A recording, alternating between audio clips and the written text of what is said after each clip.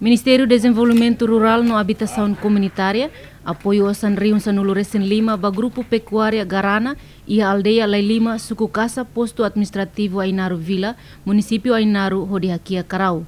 Sefi Grupo Garana Saturnino da Luz hateten sirene grupo idene composto emenain Ronulu Recém Lima nebe mek involve ia grupo ne.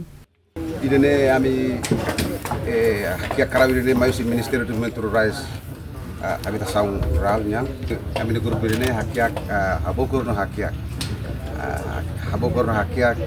sona Karau sira nebe moras kan balu krekas ami grupo Garana berbulu bot terus. Ia Fatin Hanesan, Ministro Agricultura, Pecuária, Pesca no Floresta, Marcos da Cruz hateten, objetivo usia vacina Karau hirakne, bele livre usi moras, hodi bele aumenta saúde dia ba Karau hirakne.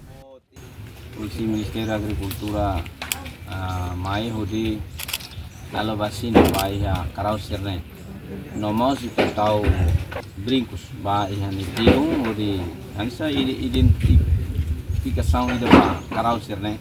Ordinei tabele controla la bele mora nomos ema ide khate ni animal ras apoio usi Ministério da Agricultura ne laos idane maka kita halo mas antes nemos itane técnico sira maiona odi po apoio al tratamento ba Karau sirne.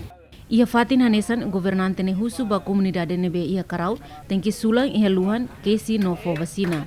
Entretanto, Karau Ronulu Recém Lima nebe grupo Garana Hakiakne hetan apoio usi Ministério do Desenvolvimento Rural no Habitação Comunitária durante Fulanghat.